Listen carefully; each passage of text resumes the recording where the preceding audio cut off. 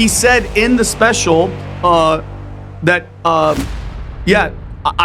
was hospitalized by this person, and mind you, him and Diddy have had a business falling out. They said they had a beef. So the Choke No Choke was a videographer, and he was like, yo, I was there. He said Diddy was responsible for what happened to him, and that he's the one that called the FBI, and Choke added, I don't think he was joking. There's a moment in every scandal when the truth slips out. Not in a courtroom or a police report, but in the one place no one expects, a comedy special. And that's exactly what happened when Jamie Foxx took the stage in Atlanta last October. Microphone in hand, smiling at the crowd like it was just another night of jokes. Except this time, the punchline was a federal investigation. Because buried beneath the laughter and the applause, Foxx allegedly dropped a bombshell so explosive that even the audience didn't realize what they were hearing at first. Did he try to harm me? And if that sounds like the kind of thing you'd only hear in a conspiracy theory, well, here's the kicker. It wasn't just talk. According to insiders, Foxx had already told the FBI the same thing. The only question left is why he waited until now to say it out loud. And the answer to that might just rewrite everything we think we know about what really goes on behind closed doors in Hollywood. Next doctor said, something going on up there. I won't say it on camera, I won't say it. Let's be clear about the timeline because the timing isn't a coincidence. Fox's Netflix special, What Had Happened was taped over 3 nights, October 4th, 5th, and 6th, just weeks after Diddy's arrest on federal charges. The special drops on December 10th. 50 Cent's documentary Sean Combs' The Reckoning premieres on Netflix 2 days earlier.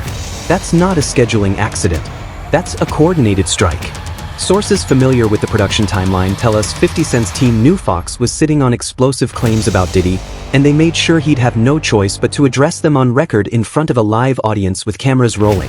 The question isn't whether Foxx was pressured, it's whether he realized he was walking into a trap. During the tapings of his upcoming Netflix special, What Had Happened was, Jamie Foxx reportedly stated Diddy was responsible for what happened to him, and Foxx is the one who called the FBI on him. Eyewitnesses who attended the tapings describe a moment that didn't feel like comedy at all. Choke No Joke, a producer and director who was in the room, told Comedy Hype that Foxx didn't just joke about Diddy.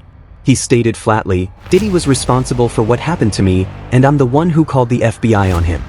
Then, according to Choke, Foxx locked eyes with the crowd and said it again, slower this time, like he was daring someone to challenge him. The audience laughed at first until they realized he wasn't laughing with them. Another attendee, celebrity security guard Big Homie CC, later told Cam Capone News that Fox's team confiscated phones before the show, a move that's standard for comedy tapings but takes on a different meaning when the material involves federal investigations and allegations of attempted harm. Big Homie's exact words: I know Diddy poisoned Jamie Foxx, and Jamie Foxx reported him to the FBI because of it. That's not a rumor. That's a security professional, someone whose job depends on reading threats, stating it as fact. But here's where the story gets even stranger. Fox's hospitalization in April 2023 wasn't just a medical mystery. It was a missing scene in Diddy's downfall. In a since-deleted Instagram video from July of that year, Foxx described asking a friend for Advil, then snapping his fingers and saying, I was gone for 20 days. No memory, no explanation, just a blackout. His daughter, Karen, initially called it a medical complication. Foxx later clarified it was something he thought he'd never go through. Something that made him question whether he'd survive. Then in August 2023, he posted and quickly deleted a cryptic message. They harmed this dude named Jesus. What do you think they'll do to you? At the time, people called it anti-Semitic. Now it reads like a man who knew he was marked. So they told me, I'm in Atlanta, they told me. My sister and my daughter took me to the first doctor. Fast forward to October 2025. Diddy is in custody facing racketeering and trafficking charges. The raids on his homes turned up over 1,000 bottles of personal lubricant, illegal substances, and enough firearms to arm a small militia. His trial revealed allegations of freak-offs, private gatherings where prosecutors claim women were coerced into performances under the influence of substances, with Diddy's associates allegedly handling logistics like travel and cleanup. Cassie Ventura, his former partner, testified that refusing to participate meant threats, violence, and career sabotage. And then there's Jamie Foxx, who, according to multiple lawsuits, wasn't just a guest at these events. He was a witness. One lawsuit from a former security worker at a 2006 white party alleges drinks were spiked and that the worker was assaulted after rejecting advances. Another from a then 16-year-old boy claims Diddy lured him to a private area under the guise of a career opportunity, then demanded he undress as a rite of passage. Foxx wasn't just at these parties. He was in the inner circle. And if the allegations are true, he saw what happened when people said no. With the series, with the film. I mean, I think the intention is to give a more full-bodied experience to what happened, you know, from the people that agreed to sit down and to participate. And I feel like the film asks a lot of questions, you know, maybe more questions are asked than answers given. And so why talk now? Because 50 Cent made sure he had no other option. The rapper-turned-mogul has spent years dropping hints about Diddy's private world. From mocking up Diddy Oil Baby lubricant labels to sharing clips of accusers describing tampered drinks and forced encounters. His documentary wasn't just an expose. It was a net, and Foxx was the last big fish. Consider the sequence. Cassie's lawsuit in 2023. The federal raids in March 2024. Diddy's arrest in September 2024. Then in October 2025, Foxx tapes a special where he allegedly confesses to calling the FBI. 2 months later, the 50 Cent documentary drops, featuring interviews with accusers, former associates, and, according to Diddy's legal team, stolen footage of Combs in the days before his arrest and the message, "The walls are closing in, and if you're still silent, you're complicit." Foxx's Instagram posts from the tapings tell the real story. He called it the special and artistic explanation of something that went terribly wrong. He thanked Atlanta, where he was hospitalized, for giving him a second chance. He cried on stage. Oscar and Grammy winner Jamie Foxx after his mysterious health scare, saying he has been to... This wasn't a comedy set. It was a confession wrapped in punchlines, a way to say what couldn't be said directly until the documentary forced his hand. And here's the part no one's asking. If Foxx was so terrified of Diddy, why did he wait until Diddy was already in cuffs to speak? Unless, of course, he wasn't just scared of Diddy. Maybe he was scared of what would happen if he talked too soon. Because let's not forget the pattern. Cassie Venter's lawsuit was settled in a day with no admission of guilt. Other accusers have described threats, payoffs, and careers destroyed. One former Bad Boy Records artist claimed in 50 Cent's documentary that Diddy would spike sparkling beverage bottles at parties, then use the footage as leverage. The system wasn't just about power. It was about silence. And Jamie Foxx, an Oscar winner with nothing left to prove, just broke it. We haven't seen the indictments yet. There's been some time lag. I suppose it will take some time to go through all the forensic, evidence. The 50 Cent's documentary drops in December. Both center on the same question. What did the people around Did of Town him he know? And when did they know it? 50 Cent didn't just want to expose Diddy. He wanted to expose the system that protected him. And Foxx, whether he realized it or not, became the star witness. Because when you're an Oscar winner with nothing left to prove, and you still wait until the most powerful man in the room is in handcuffs to speak, that's not fear. That's survival. And that brings us to the final unsettling question. If Jamie Foxx, Diddy, Jamie Foxx, someone with his fame, his resources, his Jamie Foxx, resources, and influence, felt he had to wait this long to talk, what does that say about the people who haven't spoken yet?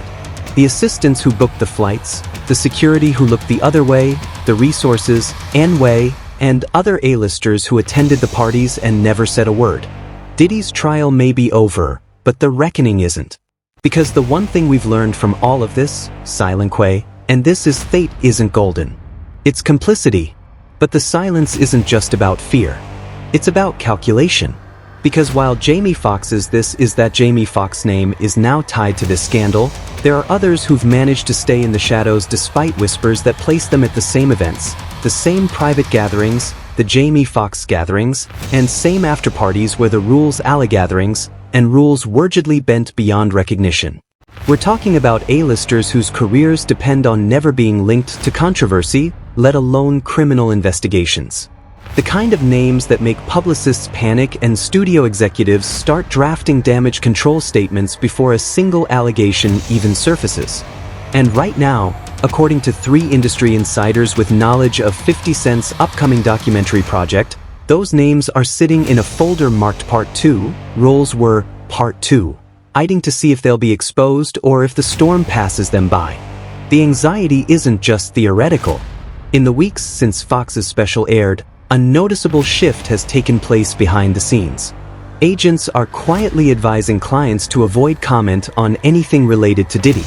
Publicists are scrubbing old social media posts that place their clients at his events. And at least 2 major talent agencies have allegedly held emergency meetings to discuss contingency plans if certain names appear in the next installment of The Reckoning.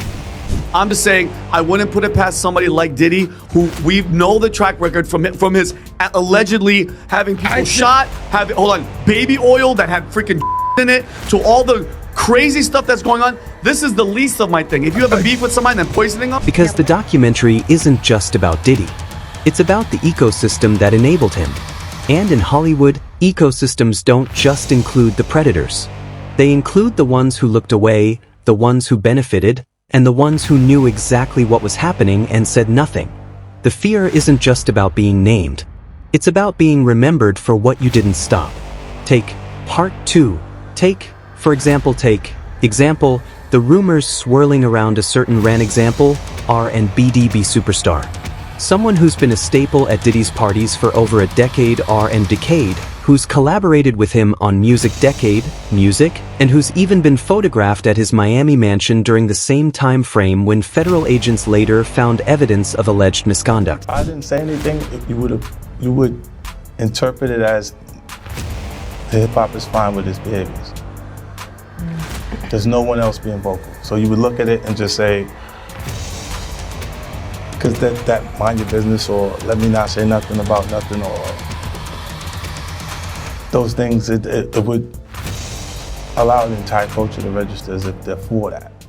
This isn't speculation pulled from thin air. It's a pattern. The artist's name has surfaced in at least 2 civil lawsuits as a person of interest, not as a perpetrator, but as someone who was present during incidents that are now under scrutiny. Their team has already issued a blanket denial, calling the connections coincidental. But here's the thing about coincidences in a case like this. They don't age well. And with the music, with the 50 Cent documentary promising to dive deeper into the who else knew, who knew angle, those denials might not be enough. Then there's the case of the award-winning actor, someone whose career was built on playing the hero, who allegedly attended multiple white parties in the early 2000s. What they consider a pre-existing beef, right, for 20 years, right, is me being uncomfortable with him suggesting that he takes me shopping. And it's not personal. This is why it never resulted in me doing anything to him or him doing anything to me. Unlike Fox, this actor has never addressed the rumors, not even to deny them. But according to a former Bad Boy Records employee who spoke to The Hollywood Reporter on condition of anonymity, the actor wasn't just a guest. They were a frequent guest, the kind who showed up early and stayed late, who was seen in areas of the estate that were off limits to most attendees. The employee claims the actor was even present during one incident in 2005 that later became the subject of a confidential settlement. No charges were ever filed, no names were ever made public, and the actor's career continued to thrive. But in the age of documentaries and leaked footage, old settlements don't stay buried forever. The real tension isn't just about who was there. It's about who isn't talking. Because for every Jamie Foxx willing to hint at the truth, there are half a dozen others who've stayed silent even as the walls close in.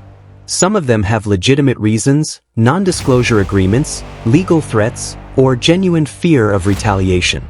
But others, they're waiting to see which way the wind blows. And that's what makes the next phase of this story so volatile. 50 Cent's Do Jamie Foxx The 50 Cent documentary isn't just a tell-all, the 50 Cent all. It's a test of loyalty, of survival instinct, of how long you can stay quiet when the spotlight is inching closer to your door. The most damning part is the public already suspects. Social media sleuths have spent months combing through old party photos, matching timelines, and listing names. Some of the theories are wild, unfounded, and the kind of conspiracy-fueled guesswork that thrives in the absence of real information. But some of them aren't. And that's what has the industry on edge.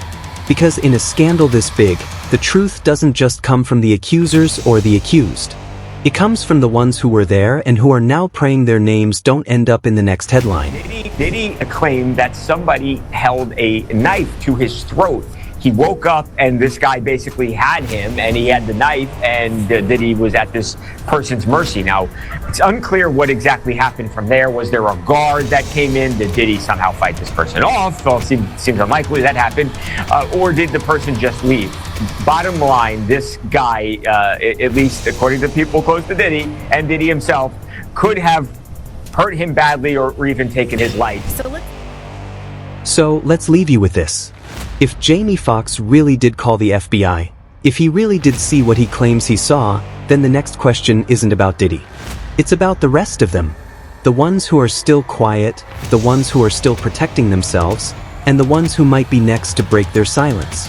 Because in a story like this, the truth doesn't stay buried forever. Stay sharp, stay curious, and as always, we'll be watching.